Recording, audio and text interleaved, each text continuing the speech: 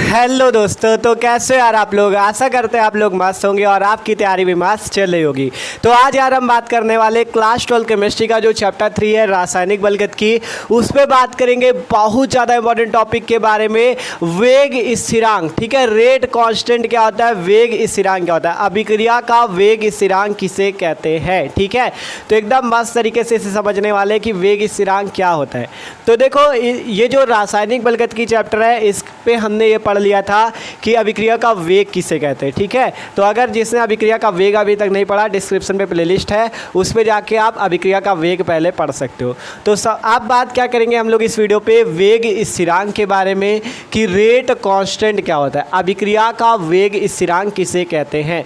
ये 3 नंबर का प्रश्न आपके पेपर पे पूछा जाता है कि अभिक्रिया का वेग स्थिरांक किसे कहते हैं। तो देखो परिभाषा पढ़ते हैं, यहाँ पे परिभाषा पढ़ सकते हो वेग स्थिरांक की कि यदि अभिकारक की सांद्रता एकांक हो तो अभिक्रिया का वेग ही उस अभिक्रिया का वेग स्थिरांक कहलाता है और इसे K से प्रदर्शित करते हैं। परिभाषा क्या कहती है कि यदि अभिकारक की सांद्रता एकांक हो तो अभिक्रिया का वेग ही उस अभिक्रिया का वेग स्थिरांक कहलाता है और इसे K से प्रदर्शित करते हैं। आपको इतना तो हमने बता ही दिया था कि अगर कोई भी अभिक्रिया है, अगर आपके पास कोई भी अभिक्रिया है तो अभिक्रिया में क्या क्या होता है, आपके पास अभिकारक होता है, अभिकारक होता है जिससे भैया क्या बनता है, उत्पाद बनता है। जैसे उदाहरण के तौर पे N2 + H2 के मिलने से NH3 बनता है। रिएक्शन बैलेंस करोगे, यहाँ पे 3 का गुणा, यहाँ पे 2 का। तो सिंपल समझो, कोई भी अभिक्रिया हो आपके पास, कोई भी अभिक्रिया, उस पर क्या होता है, अभिकारक होता है जिससे उत्पाद का निर्माण होता है। जैसे N2 और H2 यहाँ पे अभिकारक हैं, इनके मिलने से क्या बना, NH3 बना, तो ये उत्पाद होता है। तो यहाँ पे परिभाषा ये कही गई कि यदि अभिकारक, इस अभिकारक की सांद्रता, ये जैसे N2 और H2 यहाँ पे अभिकारक का कार्य कर रहे हैं, यदि अभिकारक की सांद्रता कितनी हो, एकांक हो, तो अभिक्रिया के वेग को वेग ही, अभिक्रिया का वेग ही या अभिक्रिया के वेग को ही उस अभिक्रिया का वेग स्थिरांक कहते हैं और इसे K से प्रदर्शित करते हैं।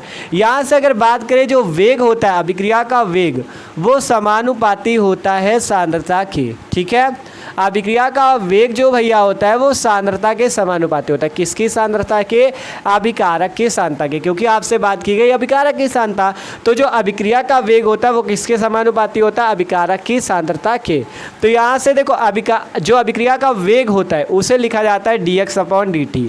ये चीज़ हमने पहले ही बात कर ली थी, इसके पहले वाले वीडियो पे हमने आपको समझाया था, अभिक्रिया के वेग को dx/dt लिखा जाता है। ठीक है, तो जिससे वो नहीं पढ़ा अभी तक, अभिक्रिया का वेग वाला वीडियो नहीं देखा, कह रहे हैं आपसे प्लेलिस्ट में, डिस्क्रिप्शन में लिंक है आपका प्लेलिस्ट की, उस पर जाके आप वीडियो देख सकते हो। तो देखो, वेग को क्या लिखते हैं, dx/dt, और सांद्रता को लिखते हैं c। सांद्रता को क्या लिखते हैं, c, वेग को लिखते हैं dx/dt। तो dx/dt क्या हो जाएगा, समानुपाती c के। ये चिन्ह कहलाता है समानुपाती का, वेग समानुपाती सांद्रता के, तब वेग को लिखा गया dx/dt, तो समानुपाती किसके हो गया, सांद्रता c के। अब यहाँ पर से dx/dt बराबर क्या हो जाएगा, जब समानुपाती का चिन्ह हटेगा तो बराबर का चिन्ह लगेगा और एक नियतांक आएगा K, तो dx/dt बराबर हो जाएगा K × C। सिंपल देख सकते हो, यहाँ पे कुछ नहीं हुआ, समानुपाती का चिन्ह हटा, बराबर का चिन्ह लग गया, और ये K क्या आ गया, आपका एक नियतांक। लिख सकते हो जहाँ K एक नियतांक है, जहाँ K एक नियतांक है जिसे अभिक्रिया का वेग स्थिरांक कहते हैं, जिसे अभिक्रिया का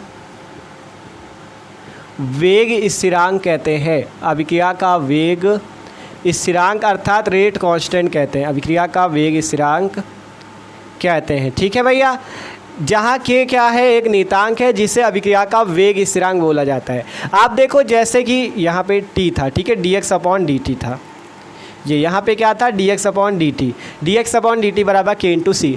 आप जैसे आपसे कहा गया था अभिकारक की सांद्रता एकांक हो, अब यहाँ पे मान लो यदि सांद्रता C बराबर, यदि सांद्रता C बराबर 1 हो, एकांक का मतलब 1, तब यहाँ पर से क्या आ जाएगा, dx/dt बराबर किसके हो जाएगा, K × 1 के।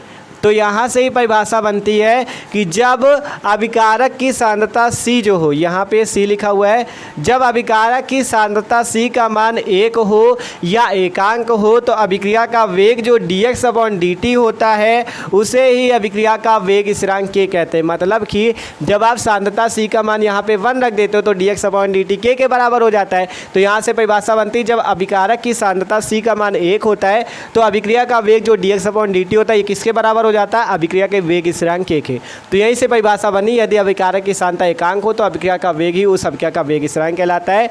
इसे k से प्रदर्शित करते हैं, वेग समानुपाती सांद्रता के, वेग को लिखते हैं dx/dt समानुपाती सांद्रता C के, तब dx/dt बराबर k/c, जहाँ k एक नियतांक है जिसे अभिक्रिया का वेग स्थिरांक कहते हैं। अब यदि सांद्रता C बराबर 1 हो तो dx/dt बराबर क्या हो जाएगा? k/1 या dx/dt बराबर k। तो ये सिंपल सी बात थी, अभिक्रिया का वेग स्थिरांक किसे कहते हैं। एकदम सिंपल सा टॉपिक था, तो आशा करते सबको ये समझ में भी आ चुका है। ठीक है, तो यार वीडियो अच्छा लगा हो भाई तो लाइक कर लेना और चैनल पे ना हो तो सब्सक्राइब कर लो, क्योंकि इसी तरह के मस्त वीडियो आपको मिलते रहेंगे। और इस चैप्टर रासायनिक बलगतिकी चैप्टर के सारे वीडियो आपको डिस्क्रिप्शन में प्लेलिस्ट है क्लास 12 केमिस्ट्री की, उस पर आपको मिल जाएंगे, तो आप जाके देख सकते हो। और ठीक है, और इससे मस्त तैयारी भी कर सकते हो। तो यार मिलते हैं किसी अगले वीडियो पे, चैनल पे ना हो तो सब्सक्राइब कर लो और अपनी मस्त तैयारी करो क्लास 12 की।